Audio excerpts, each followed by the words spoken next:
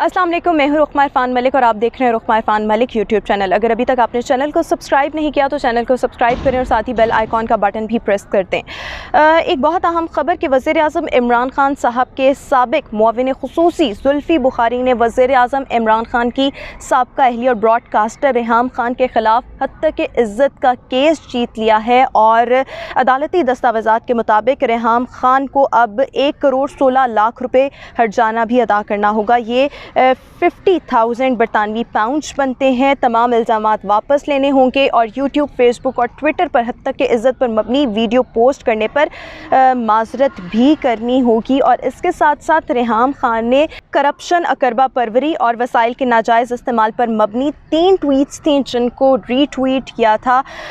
इस पर भी रेहाम खान को माफ़ी मांगनी होगी। रेहाम खान माफ़ी तो मांग चुकी हैं, वो क्लिप अभी आपके साथ आगे जाकर शेयर भी करेंगे।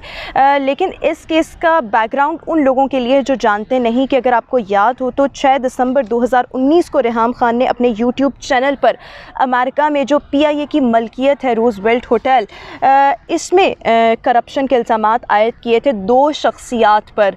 बैरून मुल्क 2 पाकिस्तानी जो मुकीम हैं, अनिल मुसर्रत साहब और ज़ुल्फ़ी बुखारी, दोनों पर करप्शन के इल्ज़ामात आयद किए थे और ये कहा था कि वज़ीर-ए-आज़म इमरान खान साहब के साथ ये दोनों शख्सियात मिलकर करप्ट प्लान तैयार कर रही हैं और रूज़वेल्ट होटल को कम कीमत पर फ़रोख्त करना चाहते हैं या इसके साथ साथ ख़ुद हासिल करना चाहते हैं। जिस पर उस वक्त अनिल मुसर्रत जो थे उन्होंने हत्या के इज़्ज़त का नोटिस भिजवाया था रेहाम खान को और रेहाम खान ने उसी वक्त माफ़ी भी मांग ली थी अनिल मुसर्रत से और उनके हवाले से जो यूट्यूब पर वीडियो थी उसको डिलीट भी कर दिया था। लेकिन ज़ुल्फ़ी बुखारी के बहुत से रिज़र्वेशंस थे, बहुत से एतराज़ात थे इन इल्ज़ामात पर, जिसके बाद उन्होंने लंदन हाई कोर्ट से रुजू किया। वहाँ पर ये केस चलता रहा और जिसके बाद इस केस का फ़ैसला आज सुनाया जा चुका है और फैसले के बाद अब रेहाम खान ने एक वीडियो शेयर की है जिसमें उन्होंने ज़ुल्फ़ी बुखारी से माफ़ी मांगी है।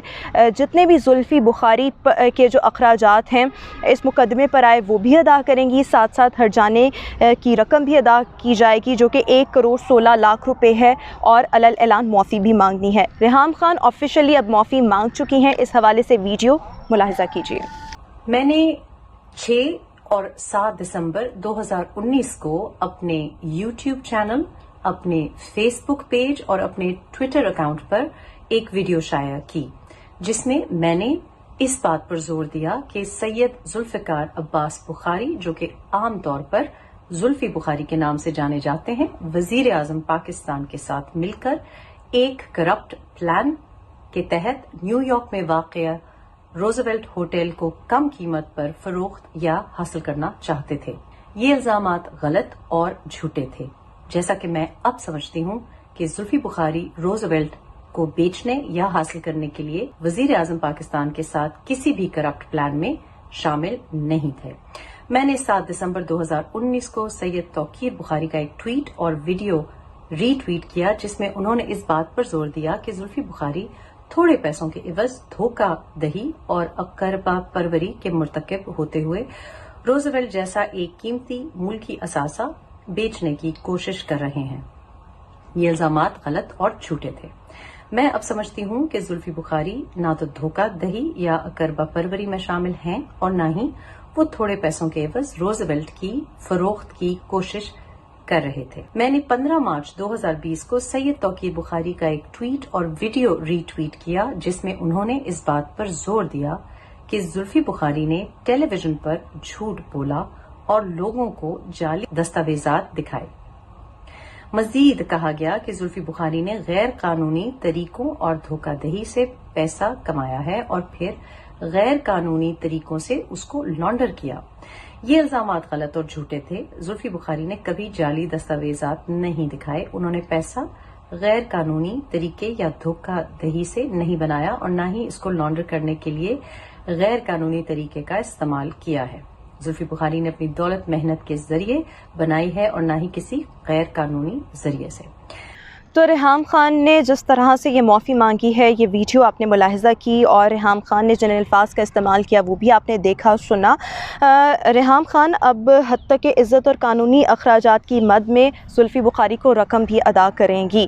زلفی بخاری نے اسی حوالے سے ایک ٹویٹ بھی کیا ہے جس میں ان کا یہ کہنا ہے کہ جیت ہمیشہ سچ کی ہوتی ہے. عدالت کے حکم پر ریحام خان نے عوامی سطح پر معافی مانگی ہے اور جھوٹ بولنے پر اب ہرجانہ بھی ادا کریں گی. اس کے ساتھ ساتھ زلفی بخاری نے یہ بھی کہا کہ ایک دن ہمارے ہاں بھی قانون کا ایسا ہی نظام ہوگا تاکہ جھوٹ اور غلط خبریں چلانے والوں کا بھی محاسبہ ہو سکے. فواد چودھری صاحب کا بھی اس حوالے سے ٹویٹ سامنے آیا جس میں ان کا یہ کہنا تھا، مطلب پہلے تو انہوں نے کیس کے حوالے سے بتایا کہ زلفی بخاری یہ کیس جیت چکے ہیں. ساتھ ساتھ انہوں نے یہ بات کہی کہ جب پاکستان میں اس طرح کا نظام لانے کی کوشش کی جاتی ہے، یہاں کے میڈیا مالکان اسے آزادی اظہار پر حملہ کہتے ہیں اور اس حوالے سے بہت سی دشواری ہوتی ہے. بالکل ٹھیک فواد چودھری صاحب نے بات کی ہے. میرے خیال میں اس طرح کے جو قوانین ہیں وہ پاکستان میں ضرور ہونے چاہیے تاکہ کوئی بھی انڈیویجول اگر کسی کی بھی ذاتیات پر حملہ کرتا ہے، اس پر غلط قسم کے الزامات لگاتا ہے، اس کے خلاف جھوٹا پروپیگنڈا کرتا ہے، تو اس حوالے سے پاکستان میں بھی سخت قوانین لازمی طور پر ہونے چاہیے تاکہ سخت سے سخت سزائیں دی جا سکیں اور اس ٹرینڈ کو روکا جا سکے. بٹ انفارچونیٹلی پاکستان میں جو آلریڈی موجود قوانین ہیں ان پر امپلیمنٹ نہیں ہوتا، ان کے تحت سزائیں نہیں ملتی، تو ایک نئے قانون کا آنا تو شاید ایک خواب ہی نظر آتا ہے. بٹ ہم امید کا دامن ہاتھ سے نہیں چھوڑتے اور ساتھ ہی ساتھ پاکستان میں اگر دیکھا جائے تو جتنے بھی آج تک حد تک کے عزت